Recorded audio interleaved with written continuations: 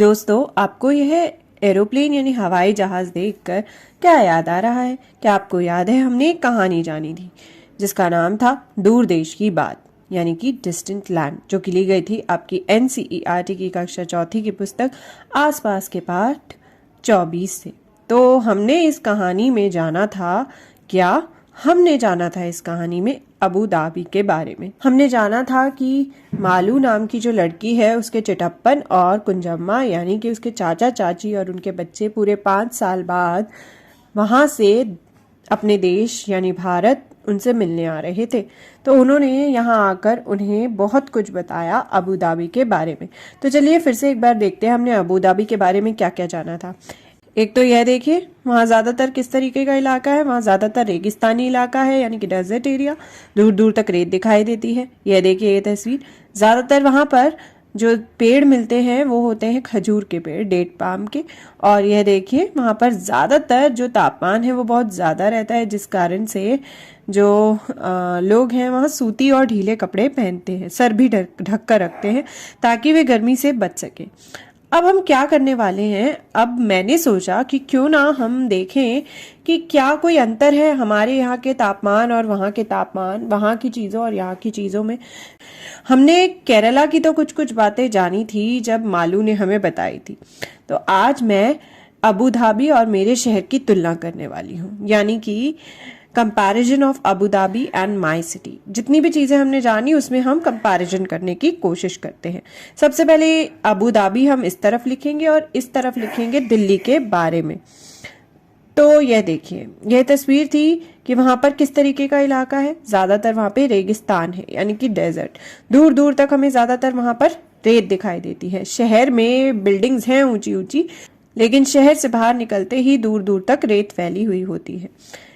लेकिन अगर हम मेरे शहर यानी दिल्ली की बात करें तो यहाँ पर देखिए यह इंडिया गेट की तस्वीर है। दिल्ली का काफ़ी फेमस जो जगह है वो है यह इंडिया गेट। तो यहाँ पे आपको कैसी ज़मीन दिख रही है? जो ज़मीन है वो काफ़ी प्लेन है। तो दिल्ली में ज़्यादातर ज़मीन हमें ऐसी ही दिखती है, यहाँ कोई रेत नहीं है, ज़्यादातर समतल ज़मीन है, प्लेन ज़मीन है। तो ज़्यादातर मैदानी इलाका है यहाँ पे, मोस्टली प्लेन रीजन, ना कि कोई डेजर्ट है। अब यह देखिए अबू धाबी में ज्यादातर कौन से पेड़ पाए जाते हैं? ज्यादातर खजूर के पेड़, मोस्टली डेट पाम ट्रीज। वहीं दिल्ली में देखिए यह तो सिर्फ 3 तरह के पेड़ मैंने यहाँ दिखाए हैं, लेकिन अगर हम दिल्ली में देखें तो काफी तरीके के पेड़ पौधे यहाँ मिलते हैं। तो तरह तरह के पेड़ पौधे, वैरायटी ऑफ प्लांट्स जो है वो दिल्ली में मिलते हैं। अब देखते हैं अबू धाबी की एक और बात। देखिए यहाँ पे लोगों ने किस तरीके के कपड़े पहने हुए हैं। जो कपड़े पहने हैं वो ढीले और सूती है, क्योंकि वहाँ का तापमान अक्सर ज़्यादा रहता है, यानी कि ज़्यादा तापमान और तेज़ गर्मी, हाई टेम्परेचर एंड हीट। इसी कारण से लोग ढीले और सूती कपड़े पहनते हैं, लूज कॉटन क्लोथ्स। लेकिन दिल्ली की अगर हम बात करें तो यह कपड़े पहने जाते हैं ज़्यादातर।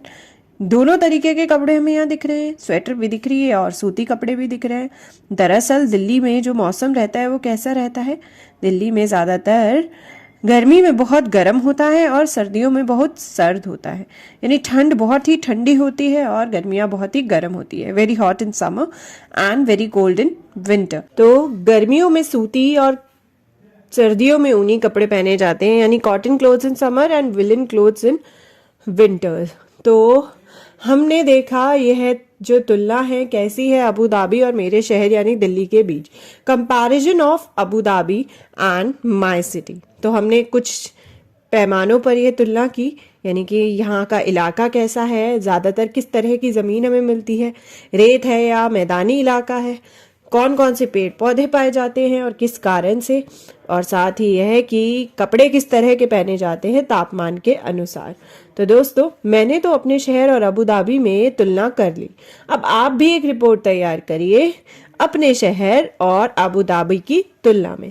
क्या आप इन चीज़ों के अलावा भी कोई और चीज़ इसकी तुलना में ला पाते हैं?